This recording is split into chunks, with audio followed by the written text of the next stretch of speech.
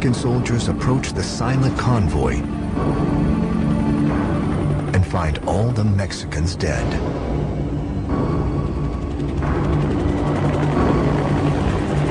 There is no time to investigate what killed the Mexican team, but ufologists have their theories.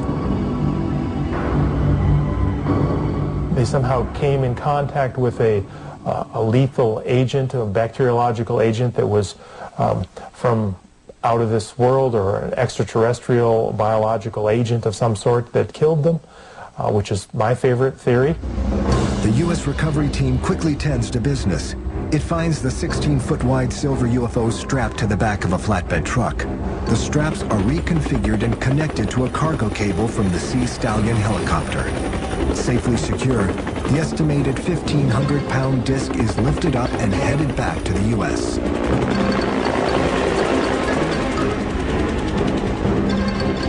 With the saucer gone, the team immediately turns their attention to the remaining evidence. The plane wreckage, vehicles from the convoy, and the Mexican team bodies are gathered.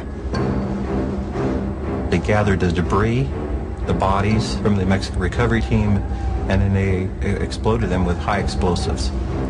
The reason why is to hide the evidence. Their work done, the recovery team heads back to base. Where the UFO was taken is unknown.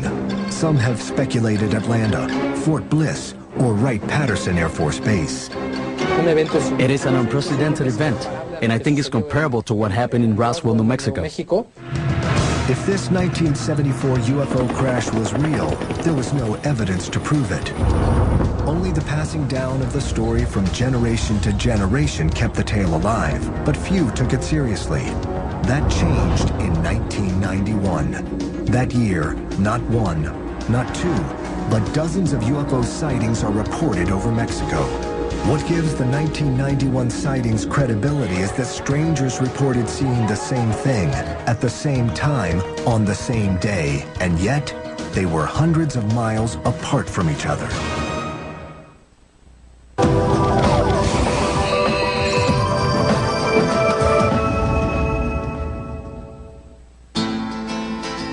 For over 3 decades, the Mexican desert is alleged to have been the site of an incredible tale. There were rumors since long ago that an object crashed in Mexico. An object entered our atmosphere through the United States, and it crashed with a small plane. For the last 2 decades, Mexico has witnessed UFO incidents that rival anything reported in the United States. Mexicans just needed one uniting event to keep their eyes focused to the sky. That happened in 1991.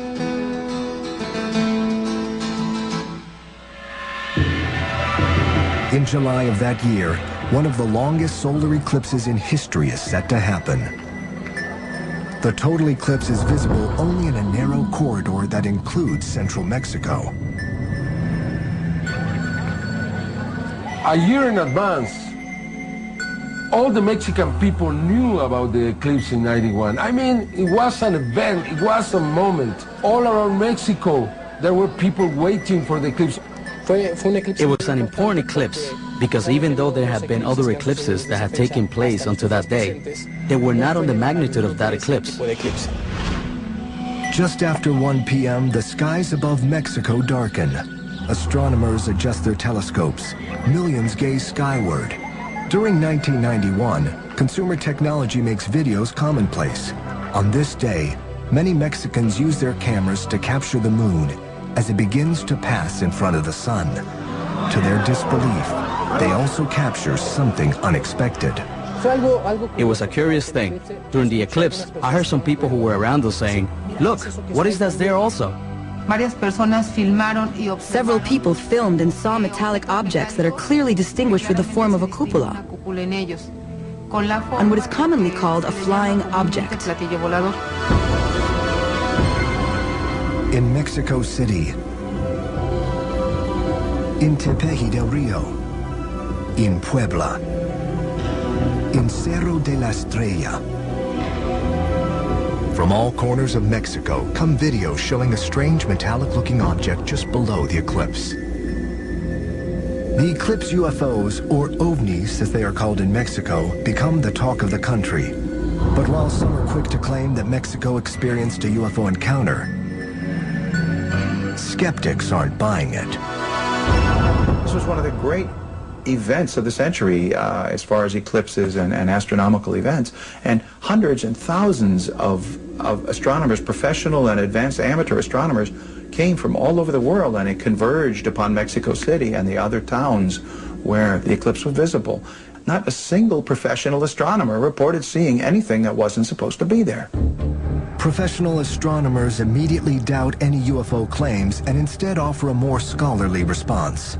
When the sun is totally eclipsed, like it was in Mexico on that day, the bright stars and planets become visible for a few minutes. And Venus was very brilliant, and so it was very easy to see when people looked up. And I'm sure that many of the people thought that they saw a UFO. Skeptics have their answer, but UFO believers have their doubts. Because of that, because so many people recorded in different cities these objects, some suggested that had to be the star Venus. But Venus was in a different position than the UFOs were in the tapes. It was something strange that happened during the eclipse. It's afterwards, when you start analyzing and looking at the videos, that you can start to see in some of them that there are movements that maybe wouldn't correspond to a planet. When you start analyzing more calmly after the fact, that's when you start to wonder if it could have been a UFO. The 1991 sightings ignite a UFO explosion in Mexico. The effect of the UFOs from the 1991 eclipse was like a snowball. And this allowed people with an interest in UFOs to record sightings more frequently.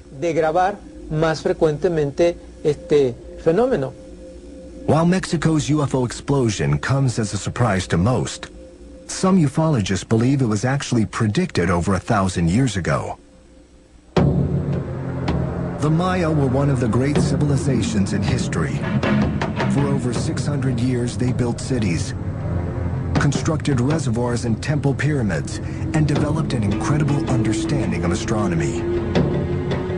It is incredible the knowledge that the Maya had about the sky and the planets. They had a great capacity of observation, they knew the celestial movement, and were able to determine every single important event that was going to be registered in the sky.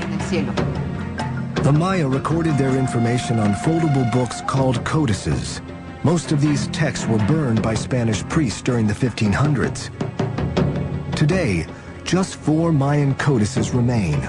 Among them is the Dresden Codex, a document that offers an enigmatic glimpse into the Mayans' astral wisdom. It's pure astronomical, the moon, the sun, the systems, everything is there. Anybody who has studied and analyzed that consider this document a real treasure from the past. Among the information contained in this codex is an eclipse prediction cycle. The eclipse of 1991 appears in the Dresden Codex. But did the Dresden Codex predict something more? In it, they talk about the meeting with the Brothers of the Stars, which in our language we call extraterrestrials. When I read this, after receiving all these videos, that struck me, that really affected me, because it's like